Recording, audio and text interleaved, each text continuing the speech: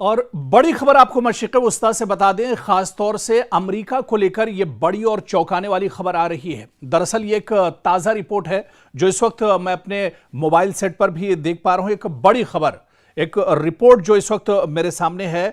दरअसल आपको बता दें कि अब ये चीजें निकल कर आ रही हैं कि ईरान और अमेरिका जंग के दरमियान अमेरिका भी एक तरह से कमजोर पड़ने लगा है। ये खबर दरअसल चौंकाने वाली इस वजह से है क्योंकि एक तरफ ईरान है और दूसरी तरफ अमेरिका जैसा सुपर पावर। क्या वाकई में पिछले 3-4 महीनों से जो जंग अमेरिका ईरान के साथ लड़ रहा है, इस जंग में ईरान का इतना ज्यादा नुकसान हुआ है कि ईरान अब इस जंग में कमजोर पड़ रहा है, या फिर ईरान का जो डिफेंस सिस्टम है, जो दिफाई निजाम है, क्या ये दिफाई निजाम भी अमेरिका का अब कमजोर पड़ता हुआ नजर आ रहा है? क्योंकि जो रिपोर्ट निकलकर सामने आई है, यह रिपोर्ट दरअसल बहुत चौंकाने वाली है और इस रिपोर्ट में सीधे सीधे यही बताया गया है कि अमेरिका ईरान के मुकाबले में कमजोर पड़ रहा है और खासतौर से जदीद मिसाइल अमेरिका के खत्म होने लगे हैं। ईरान के सामने वॉशिंगटन दरअसल अब बेचैन नजर आ रहा है।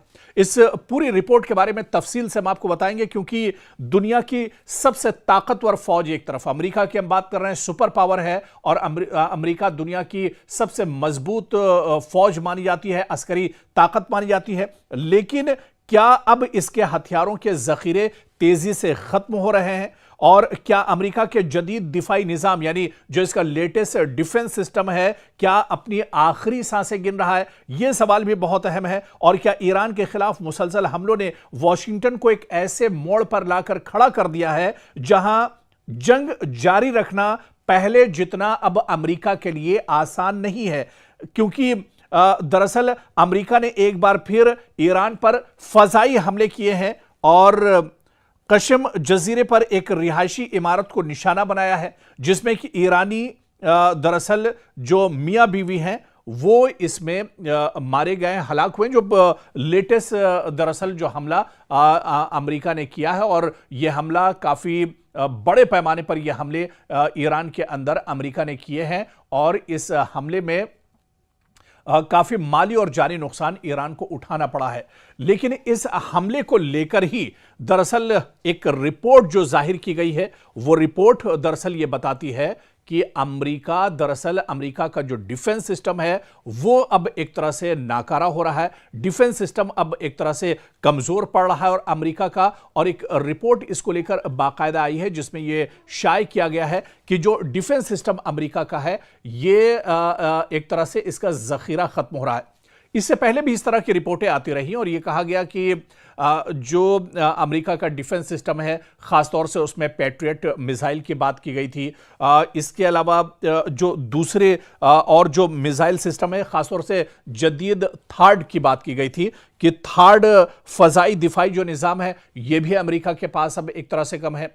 दरअसल जो समझने वाली चीज है इस रिपोर्ट में वो यही है कि अमेरिका को एक साथ कई महाजों पर लड़ना पड़ रहा है क्योंकि ईरान के मंशा दरअसल यही है। ईरान दरअसल अमेरिका को चारों तरफ से लपेट कर रखना चाहता है, परेशान करके रखना चाहता है। और दरअसल ईरान डायरेक्ट वॉशिंगटन या पेंटागन या न्यूयॉर्क पर हमला तो नहीं कर सकता है, बहुत ज्यादा दूरी है। लेकिन मशरिक़ वुस्ता में जहां जहां अमेरिका के एयरबेस हैं, जहां पर अमेरिका के सिफारतखाने हैं, जहां पर अमेरिका के फौजी पहले से मौजूद हैं, जहां पर अमेरिका के डिफेंस सिस्टम मौजूद हैं, जहां पर अमेरिका के स्टॉक या कंट्रोल रूम्स हैं, अब इन अलग अलग पूरे मशरिक़ वुस्ता में जहां पर अमेरिका के का इंफ्रास्ट्रक्चर है वहां पर ईरान एक साथ हमले कर रहा है। अब अगर दुबई में ईरान हमला करता है और एक साथ वो कतर पर भी हमला करता है, सऊदी अरब को भी निशाना बनाता है, इसके अलावा अबू धाबी को निशाना बनाता है, कुवैत को निशाना बनाता है, इराक को निशाना बनाता है, जहां पर हर जगह अमेरिकी इंफ्रास्ट्रक्चर मौजूद है, तो फिर अमेरिका एक साथ ईरान के हमलों को कैसे रोक पाएगा? अमेरिका के पास क्या वाकई में इतना डिफेंस सिस्टम मौजूद है, इतने थार्ड या पैट्रियट मिसाइल मौजूद हैं जो ईरान के ड्रोन्स और मिसाइल को रोक सकें? इसी वजह से इस रिपोर्ट में दावा किया गया है कि अब अमेरिका की दरअसल कमर टूट रही है। मशरिक़ वस्ता के उमूर के माहिरीन के मुताबिक भी अमेरिका के जदीद और इंतहाई महंगे जो दिफाई हथियारों का जखीरा है वो दरअसल तेजी से कम हो रहा है। इनमें दूर से हदफ को निशाना बनाने वाले ज्वाइंट स्टैंड ऑफ वेपन्स और जदीद थर्ड फजाई दिफाई निजाम के मिसाइल भी दरअसल शामिल है। और यह कहा जा रहा है कि अब डिफेंस सिस्टम दरअसल अमेरिका का कमजोर पड़ रहा है, और जब किसी का डिफेंस से कमजोर पड़ जाए तो उसकी हार एक तरह से तय मानी जाती है, और यही कुछ इस जंग में अमेरिका के साथ हो रहा है। हालांकि एक खबर बीच में यह भी आई थी जो हमने आपके साथ शेयर की थी कि अमेरिका बड़े पैमाने पर डिफेंस सिस्टम को लेकर दिन रात काम कर रहा है, और चाहे थर्ड की बात की जाए या पैट्रियट मिसाइल की बात की जाए, इन मिसाइलों का प्रोडक्शन बहुत तेजी से अमेरिका ने बढ़ाया है। लेकिन रातों रात कोई थर्ड या पैट्रियट मिसाइल तैयार नहीं हो पाते हैं, बल्कि इन मिसाइल्स को, इन आलात को और इस डिफेंस सिस्टम को तैयार करने के लिए एक लंबा वक्त दरकार होता है, जो अब अमेरिका के पास एक तरह से नहीं है, क्योंकि ईरान लगातार अटैक कर रहा है। ईरान मशरिक़ वस्ता में जितने भी महाज हैं, जहां जहां अमेरिका के एयरबेस हैं, अमेरिका का इंफ्रास्ट्रक्चर है, वहां पर लगातार हमले कर रहा है। चाहे बहरीन की बात करें, जॉर्डन की बात करें, Iraq, Dubai, Kuwait, Qatar, Saudi Arab, बहुत से दरअसल इलाके हैं। और पहले की रिपोर्ट में भी हम आपको तफसील से बता चुके हैं कि अलग अलग पूरे मशरिक़ वस्ता पर दरअसल अमेरिका का दबदबा था। अमेरिका दरअसल पूरे सऊदी और खलीजी ममालिक को सिक्योरिटी देता था। इसी वजह से अलग अलग जगहों पर अलग अलग गल्फ के जो ममालिक थे, खलीजी ममालिक थे, वहां पर अमेरिका ने अपने एयरबेस बनाए हुए थे। लेकिन अब इन एयरबेस पर जिस तरह से ईरान हमला कर रहा है, जिस तरह से कुवैत के अंदर जो अमेरिका के फौजी थे मारे गए हैं, उसके बाद से अब अमेरिका दरअसल बेचैन है। और इसी के बाद अब जो ताजा रिपोर्ट आई है वो ये बताती है कि अमेरिका की इस जंग में कमर टूट रही है। अमेरिका का डिफेंस सिस्टम दरअसल कमजोर पड़ रहा है। अमेरिका के थर्ड और पैट्रियट मिसाइल का जो जखीरा है वो दरअसल तेजी से खत्म हो रहा है, और इसी वजह से अमेरिकी सदर डोनाल्ड ट्रंप के पेशानी पर दरअसल परेशानी अब बढ़ गई है, और अब वो समझ नहीं पा रहे हैं कि आगे ये लड़ाई किस तरह से जारी रखी जाए।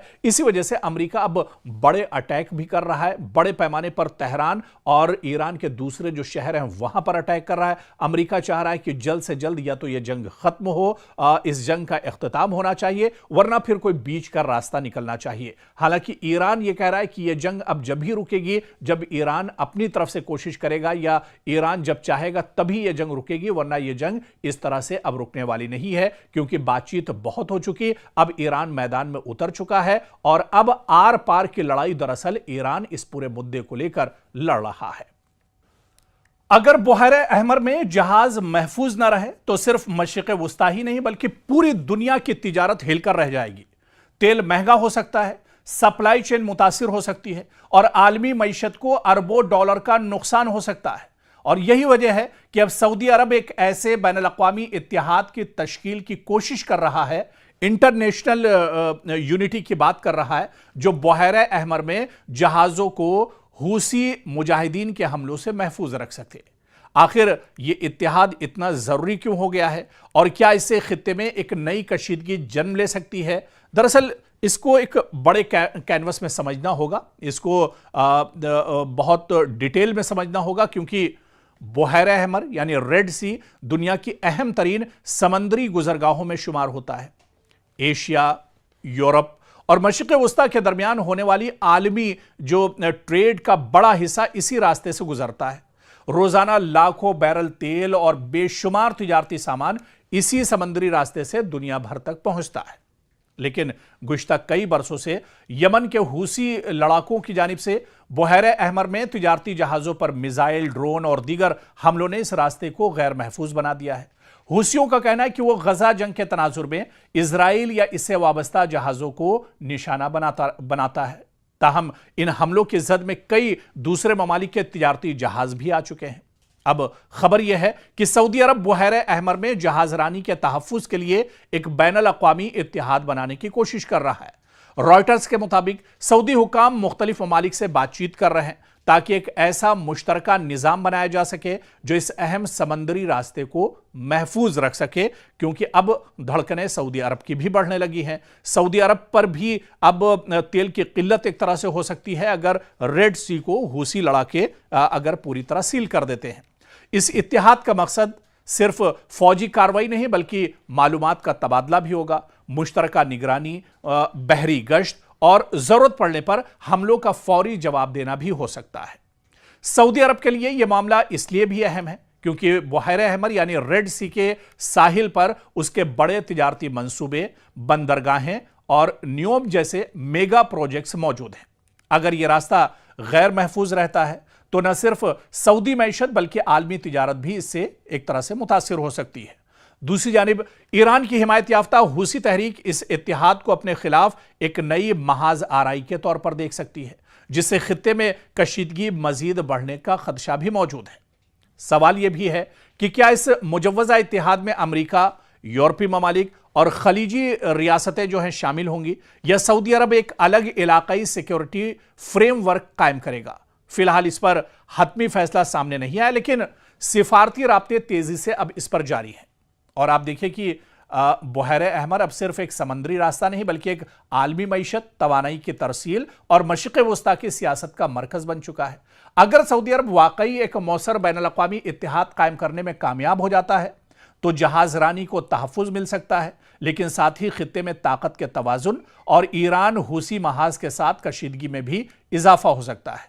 अब आने वाले दिनों में यह पेशरफ्त मशरिक़ वस्ता की सियासत का एक अहम मोड़ साबित होगी और क्या सऊदी अरब का यह इत्तेहाद वाकई में मजबूत होगा, इसका असर दूसरे ममालिक पर पड़ेगा या दूसरे ममालिक सऊदी अरब के साथ जुड़ेंगे। आने वाले दिनों में यह देखना अहम होगा। बहुत दिलचस्प होगा कि क्या सऊदी अरब को इस बड़े इशू पर दूसरे ममालिक का साथ मिलता है या नहीं।